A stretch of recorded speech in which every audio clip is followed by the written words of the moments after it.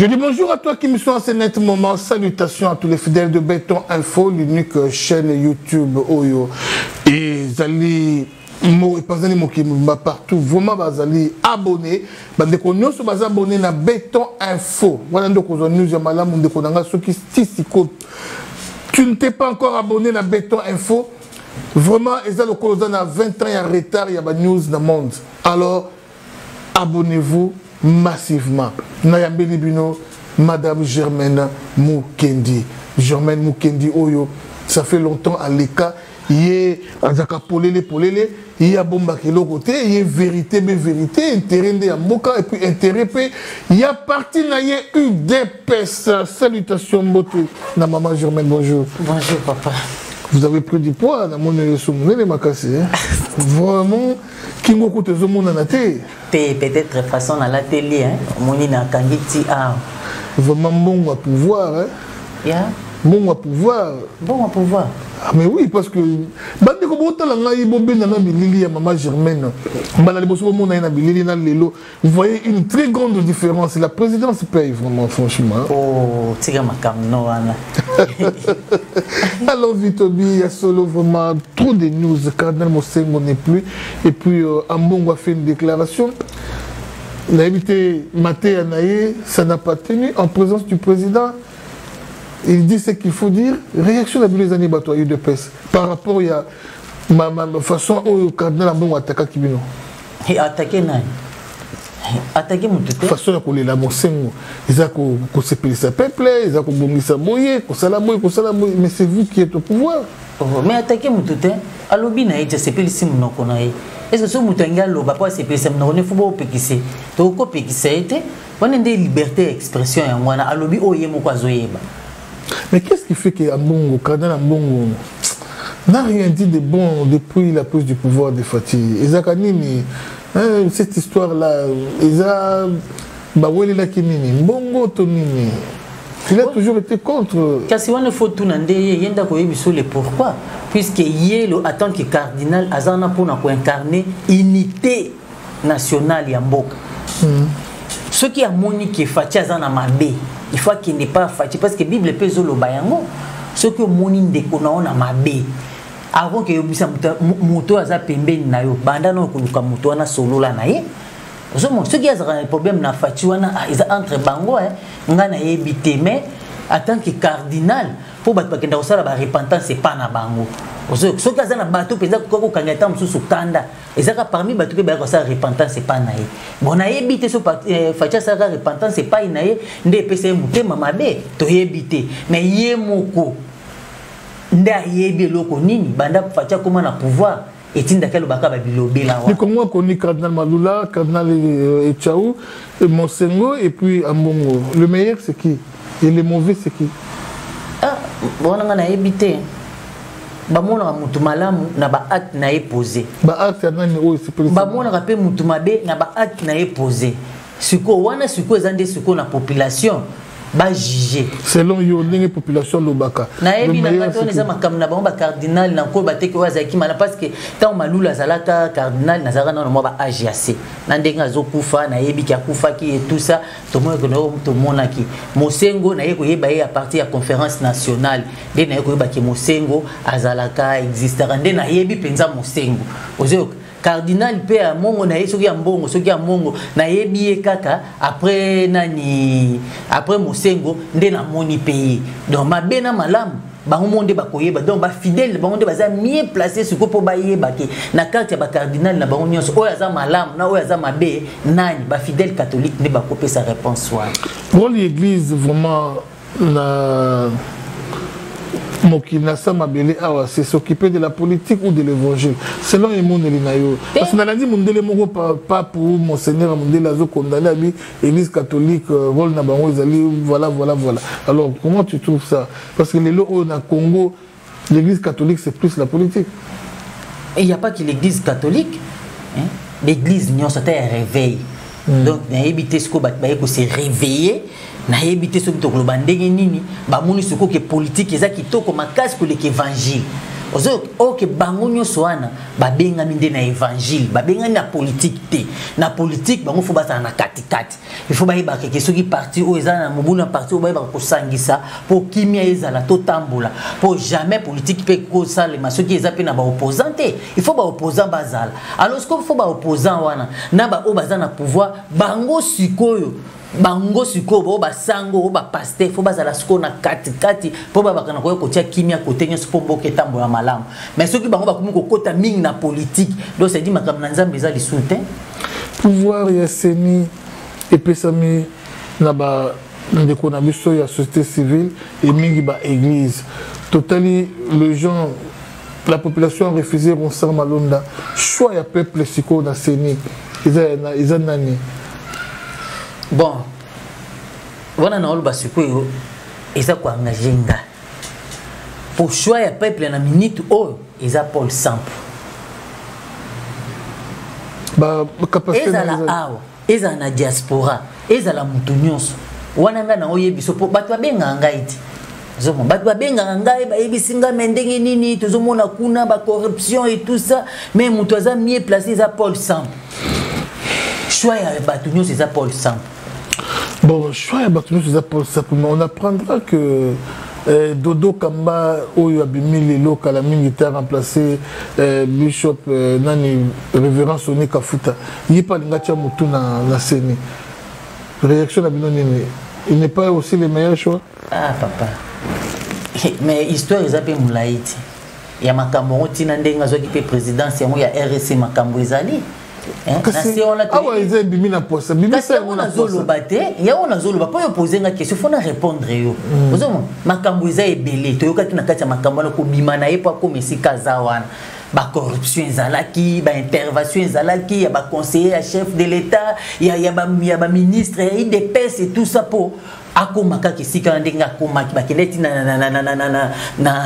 kuna na ba parquet ska ba mimena ki ba dossier na bango ba corrompa ki ba juge wana nyonso ozo ba corrompa ki bango nyonso pona nini po ka ba chaye ya za mutu na nzambe ngana kwa kotema bote pona ba makam na mutu na nzambe mais motema na ye na conscience ne po ya kokosa batu nyonso mais conscience na ye ko kokosa yango te na makambo nyonso ilekaki si réellement zalaki na raison ozo mon na suki wana mais il y a déjà président il y a RSC est-ce qu'il faut ça la sous kaka président ya CENI est-ce que mutu faut donc dit tout ça donc on a RDC bato mususu bakotia pe na bisika bazate ezaka soki yo zaki président ya eloko bo il faut bima sous président ya eloko bo soko zalaki ministre il faut bima député donc biloko ngo nazo yebate soki ezandenge nini ozomona azade ya na place o esengeli po na ye asali sika wana a diriger ba pasteur mususu atika pe ba poste mususu baninga mususu pe basala.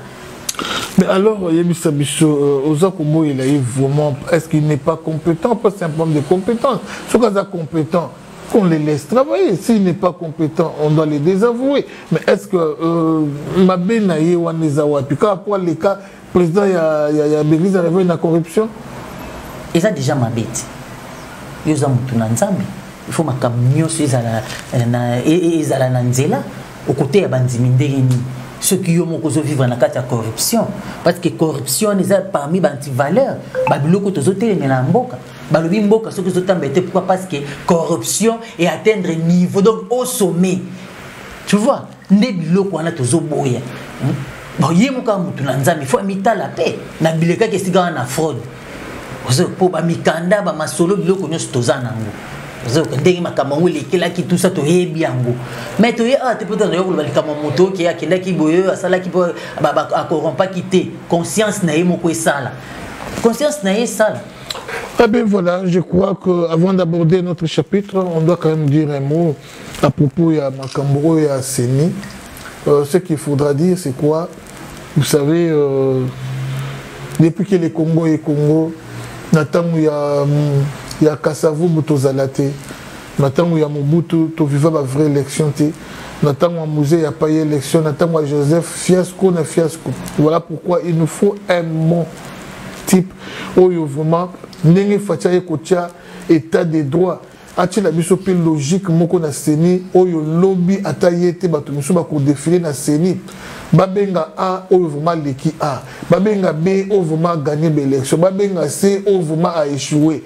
Donc nous ne voulons plus de magouilles, nous ne voulons plus des arrangements, nous ne voulons plus de nominations inutiles.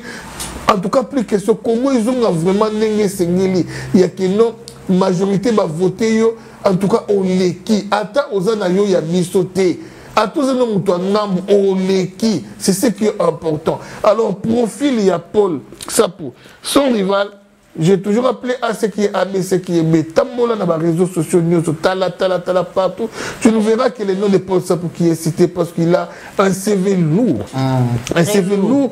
Et puis Azali Moutou a formé tous ces gens que vous voyez des électeurs.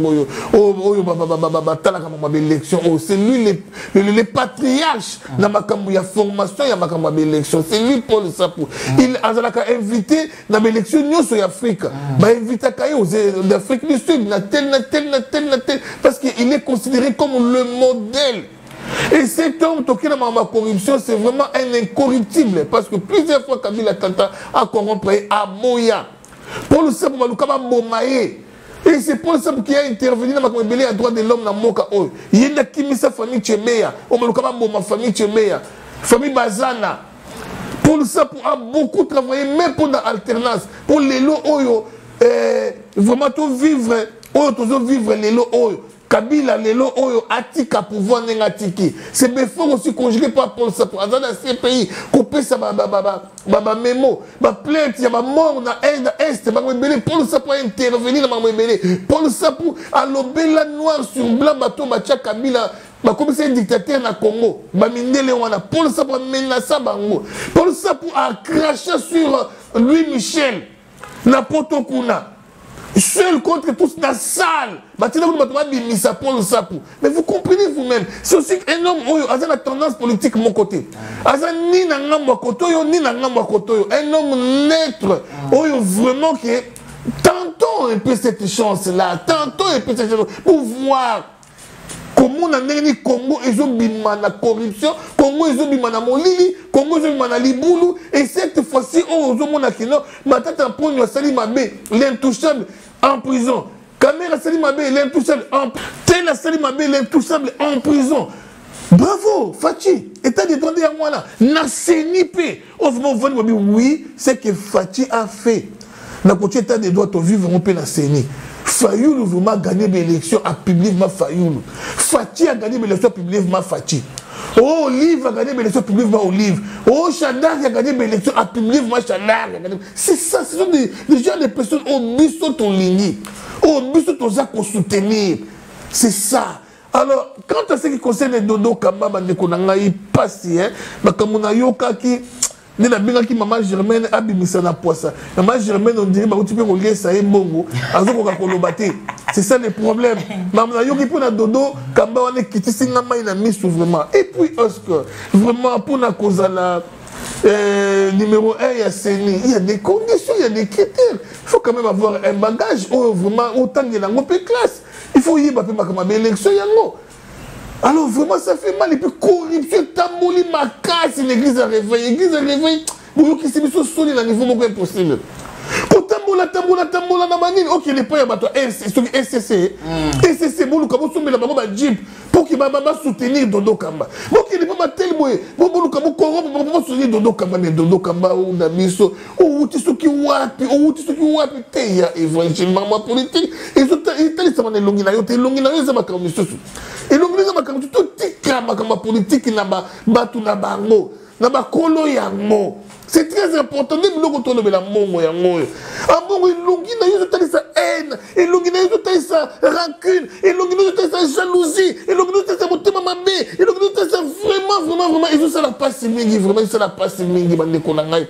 Mais je te yeba kada kalaba sango vraiment sango tali sango moni mokibo santo sango muto batu nyonso muto boboto muto sengo mais ya lilo toujours mona enkaye mama Germaine Mukengi. On continue, il y a solo.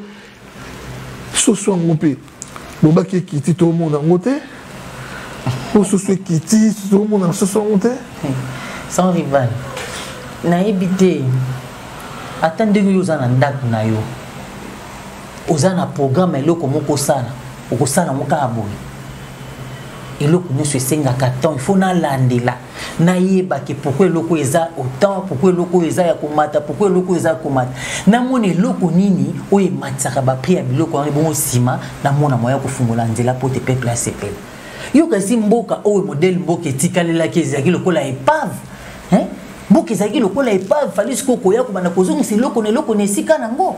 Est-ce que tu peux imaginer que okoki kosomba epave motuko yo nango eza ya bien tout ça bien mais soki pine oyo te eza kocorrespondre na nini te kotambola ekotambola te tozoloba ke bato bakolia na bango bapulia na 2500 et 3000 papa eza mosala moke te il faut tolandela toyeba ke pourquoi soso ezokoma ba 8500 soso ezokoma ba 9500 soso kaka oyo ebemba dule oyo soki dula soki ya poids trésor 9500 maman ndeko na ngai Germaine Mukendi na mona bana na yo ya basi bandeko na bobali te bozala pressa obala te tala nanu bana ya mama Germaine okosepela omona ke vraiment choix ya bien eza ba rwandaise eza ba congolaise kasi ba bifo $500 kakati mama na ngai $500 bomati bolingi pe kusinga cher tout d'autres loi moko ezobimaka la mingi te ezokota na l'assemblée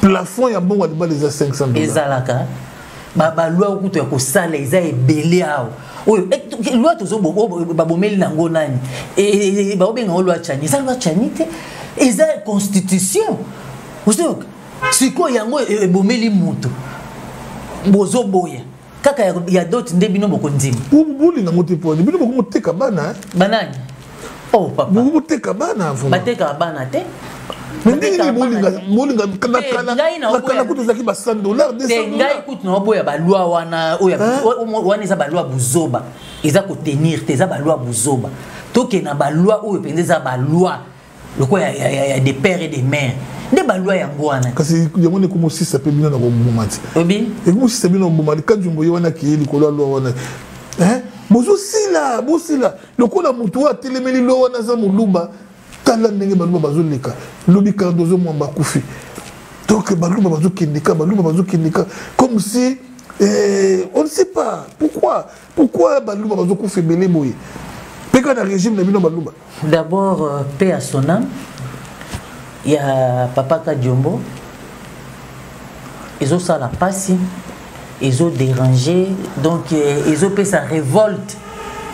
Mais, pour que la koyeba ki ma benyo soto salaka, et futa maraka na se amoi awa. Balobi libanga to boaki yango ke na hauteur nini suka na suka, ils ont raka na mabele. Okonzi malelo ndeko na yo po azo défendre loi ya mboka na ye azo défendre nation na ye yo ko tise na mabele atika ye mwasi atika ye ban yo tika na sa moyo zo sepela na ebite a moins que nzambe wana changer mais soka zakaka nzambe ya tango wana justice nzambe telema kaka babena bino nde ba congolais na ba congolais kiyuma eza question kiyuma te yo sans rival eza kiyuma te zela bino nde bokomisi bato wana babomaka bino bongo parce que tango babomela bino aussi mokeni bovanda kaka nzambe babomeli bino tele bovanda nzambe bazulu te aussi mokeni oyebi bato boni bakufa oyebi bato boni bakufa ngai mama makambo to sa muté ngai nazotelemela nanu ba service o ya sécurité tango bazo beta déjà mbela bazo senga déjà secours ya mutu moko songolo il faut service déjà etelema e banda kolanda ba bandita na kopier kadio ba pier studio na ye etambo la ba réseaux sociaux ti ekomi mutu moko atelemite pa ke ndiko mena enquête ba yeba ke banani basali makambo wala banani bakebo bazate ba belele lisusu ka diongo eta en danger bande ko ka diongo bona bo ezo belele yo sans rival belele ngo combien de fana na banini na ba réseaux sociaux sala ba audio ma bio sala boy mutu moko te atelemi sko ka diongo akufi mbala moko bo précipiter na mutu moko songolo mais pourquoi avant bokanga kino mutu angote pour na kobatela bomo ya Kadiombo. C'est comme ça mon il y a des fois mutozo lo batazo azam tayi de peste tende batim sous balobi on a ba réseaux sociaux mais azolo ba pona nation il fallait la sécuriser. Il fallait la sécuriser. Pour alobi makambo o batumsu sozo ko koloba on te bazo bomba na bazo ko koloba te. Mais il y a télémi alobi yango. Pourquoi ne pas protéger mais ça à quoi bon? Vous avez aussi un problème dans votre régime, lequel le problème que vous avez allé vous allez cajoler, vous allez pas la mafuta, vous allez camboli, vous cambi toujours ya kinzoba nzoba, oyebili puta nzoba nzoba. Bazu moi était ni à Java, était ni à Super, était ni à Préco, était ni à Basali à mon liputa moko nzoba nzoba bolingi bongo.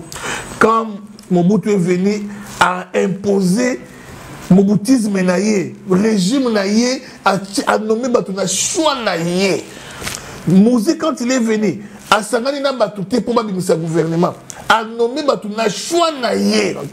Joseph Nengaye, a nommé Batuna choix naïe, lui a nommé sa gouvernement, na choix naïe. Mais comme il tourne à Bino et comme il m'a camouya, Mouzé n'a pouvoir, ni bon n'a pouvoir. Bino mo boko gérer, te faut benga batu, mo benga katumbi yaka. Zoba zoba, Bemba yaka, zoba zoba, Telmo yaka, zoba zoba.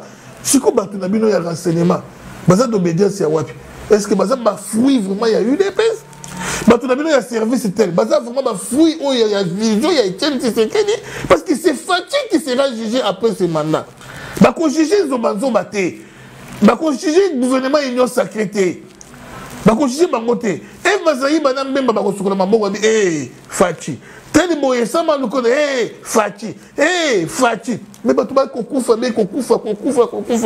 pourquoi régime zoba zoba ce qui m'a baissé qui dans ministère songolo Hollandais le ministre il est de l'obédience ya tel azali muto katumbi pesaki comme naie pas comme ministre ce que bino boté mais la loi tchani autorité morale il y a ministre wana bakamunya ko bisa ministre wana abanda ko bloquer makamu simba bien te na gouvernement.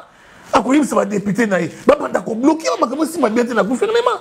Awa wakatumi ba ko sangana na Kabila. Ba ça la force. Ba ko na majorité na parlement.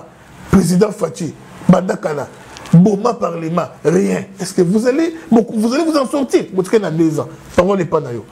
Na le biboye, l'écoute qui zoba bango, il a tamala nzoto mbalete kana nzoto moko. Na koki kocha a hollandais, na tie a super wax, na tie a imprico, na tie a java et kolata mana nzoto kaka moko. Pona koyebi soki pouvoir ezana moto moko. Ozo pona koki lata biloko wana nyonso na tali, na moni ke kizoba o il fallait za la a po eza mulai, mais eza mukuse. Eza na nzoto na ngai na kobenga mtunga bilongola oyo zongisa ngo a. C'est pour te dire que bokonzi eza pas fati. Ce que le biki kizoba oui to konzima kizoba Mobutu asalaka ya ezalaka na tana idinga zo sala yé pas na vision na oyo linga sala pona mboka ya linga sala mboka ya bokabwanité alinga sala mboka oyo Mobutu lobaka tatabo moko mamabo moko ekolo moko ozomona yango no moni pasi wana bandeko baluba oyo so bazonyo kwa pona nini po ifo basala yango po esala fati pasi pona nini po aza na souci ya zotala te ozala mungala ozala muyaka ozala nani azosangisa kizoba oyo zobenga wana pona nini po a garder unité ya mboka Congo mais soki bato bazoya na likanisi mabe bango moko pouvoir ezapa na ye moko ya kolongo ya kizoba ya kokocha ngo pete na sima mukongo oba komona ka bato ba na sima na bato bazali boso ba komona te ezala kanango tokomina suka bazolanda biso partout dans le monde. Mot de la fin na ezani ni pona lelo. Mot de la fin ngezali que congolais nyonso il faut te soutenir ya biso ndeko Paul Sample du père et de mère, donc il faut te soutenir ye batu nyonso bazoya surtout bino ba pasteur na ebité surtout ba pasteur église de réveil beaucoup moko yoki sa batu soni makasi corruption kaka bino kobomana kaka bino makamnyoso mabe kaka bino sko lelo botiki musalo nzamba bengela ki bino ya ko batela bampate na nkolo ya ko talisa bango nzela bino sobukumo ki makana politique mais soki bokimeli pe na politique ango il faut boya na idée ya sika boya na likanisme malamu ya ko sala ya ko faire avancer mboka kende liboso bozolanda ba président ba religion songolo pakala lokola bango nde bazana liloba bokena kopesa bango et en plus de cela pour na kozwa kombo ya mutu il faut appeler so kanyaka. Il faut appeler ça $10 000, appeler ça 50 000. Alors, vous avez combo naïe pour maintenir. Tu as vu que ba combo na ba religion nyon so bazo soit DDD. Sans pour azam mutu liboso. Ouais, ayaki na combo, ayaki na dossier naïe a tiki na mesa ya bino ba église de réveil. Le quoi beaucoup na le koso ya koliaka mbongo. Bo tiki makam na nzambe, nzambe wana ko frapper bino. Botambola na bosolo tolingi to mona Paul Sample parmi ba kombo mi balé boko pesa wana bino ba église de réveil Paul Sample fa bima oya rosa malonde ya muke mais ya mbalo boko mona penza mama na marche tina bandaku na bino pona bandaku na bino bato babenga kabiso baza dia na ba adresse na no ba identifier ba entrer na bino na ba sortir na bino biso tozala kate bakobenga biso ka otanga makambo zo ke kende koloba kende ko sala boy. Tant que tu l'anticipes, makambu yango to moni keza bongo yango te koloba botika baje seni et sala musala na ndenge sengeli et pona mutu nango oyo aza capable ya ko former batu aza capable ya ko pesa mutu na mutu et sika na yeso ki azu une élection soko babike ye président ye boye mais yo za pasteur soki pona ozoka ba kombo ya batu bobandi ko pesa ka bakanyaka et bongo siko era élection et ko zala ndenge nini et ko zala kutu koleka oyo ba malumalu et ko zala koleka oyo bango imulunda bino bo kritika ki bango autrefois mais oyo bino bozo sala wana na o bango basala et keseni na nini et keseni ne lokote nyoso ya bino kutu ne eleki susu makasi koleka ya bango po ya bango ezalaka na suka mais ya bino ezalo na ibandeli pona ka mutu il faut futa yo mbongo po tia kombo na yi biso to na bezo to mona nde kombo ya Paul Sample pour azam mutu liboso akende ki église de réveil pour a déposer ya ye nani dossier alors to linga za la maintenir pour azana mutu awa likambo seni ezakande likambo ya mutu soko yebite tika mutu oya yebi asala po to lingi cette fois-ci be élection ile kana kimia to lingi kanya katene élection to lingi mobulute ki mutu azwaki oya ye na mbongo balongoli mutu azwaki te to lingi te po déjà mouvement bino ba pasteur bo bandi nango ndeko mema biso tina ba échec ndeko mema biso juste que non élection za contester ba lingi on te pourquoi po mutu azwaki abimité yango tozo senga na bino botika musala esala mandenge sengeli botala rapé batute botala rapé ba capacité na ba compétence ya batu est-ce que mutu lokola Paul Sample wana azana concurrent te ozo po biso izate ko na yele te ngape na tanga kikaka CV na ye bande ko tika wana za mutu alors faut tika ye a former batu mususu a sala musala na ye po mboka ezala na kimia. OK, vraiment merci à vous tous qui avez prêté attention à cette tronche. Je pense maintenant à la gestion des RVA oyo bande kuna biso belé ya UDPS ba combattant UDPS ngel ba banda musala kuna 1 mois ba banda kate 2 mois ba banda kate 3 mois ba banda kate ti PDG RVA longwe ba tie mususu avant de les sous dossier ba banda kate toujours comprendre tende kuna ngai DG nazo kebisa yonga na sans rival ba tika kalika muno kité ba combattant ya UDPS baza na sans été ba kotisa ba dossier na bango fallait ba banda ti lelo tozolo be lo côté et PDG ou DG il y a RVA entre guillemets mutu ya UDPS mais mutu UDPS azali mpuku ye moko na milia banyao batu nyonso batikali wana batu ya Kabila tika alors bakomi ko induire ye na nzela ya mabe na nzela ya malamu te alors vraiment nous insistons on veut voir clair avec les dossiers ya ba combattants ya UDPS dans les cas contraires vraiment force du progrès bayo pe son beauté base bayo pe son beauté ba wewa bayo pe son beauté ya propre est-ce que dossier kenda et comment nanya kenda kina yango papa makambo yi de pese ko ngako kenda ngo na loyenge boyete ozoyoka il faut kolandela kango na mozindo makambo ezoleka nanya vandeli dossier makambo ezoleka nanya vandeli dossier ezoluka mutu ya batu ya mutu te me ya batu ozoyoka po ngala kokozwa dossier na pesi na ye na ngwe pano babike sans rival mtoke na dossier tango yokoma na nzela ezana ba dossier mususu o ba okene ko présenter kuna o ya bino ba boîte so ba tumbia on nzela soki ba boîte mozonga siko Germaine Mukendi na oh papa ngana zala kaka Germaine Mukendi na ba makambo ba ne banga liboso ne na banga ndenge nini ngana yaka koloba nde vérité makambo nga moko na o vivre na yaka te makambo papa Mukendi alingi to lo babilo kwa bo ba poison zo renie keba oh ba kotianga poison la ni pour la vérité ngana lo ba vérité pour na za mwana inde pes na lo ba vérité ti botika ko kondana ka bato sika ba dossier bazo kende tuna Nicolas Kazadi akoyebisa yo hein est-ce que dossier ba kombo ya zwaka ni ba kombo epesa makakuna na parti te musa laisser ça là mais après musala bango bazui ba changer wana kabuya na équipe ne baza ko changer bazo tia batu na bango eza makambo te ke bazo lobo batu bazo kosa bango moko ba combattant na biso wana yo zo baka poser pa nanga e bongo yo moko a ozo loba boy okobima na nzela boza sécuriser te oza ni loko te kaka bango ba combattant wana e ba ko benga bango bazui $50 ba PC $10 ba PC ka ye wana ko combattre yo ozo mon alors il faut bango pe ba combattant bazo conscience nde biloko nanga na kende pona yoka ke loba ki likamoko be ozo ngeli amote bazo bo makaka baluba yo kasi ba bo mabaluba wana pona nini pona ko fragiliser mon conduite ozo pour ata mokonzi alobi ki aza mokonzi na loba ngo chaque fois kaza mokonzi ya tribu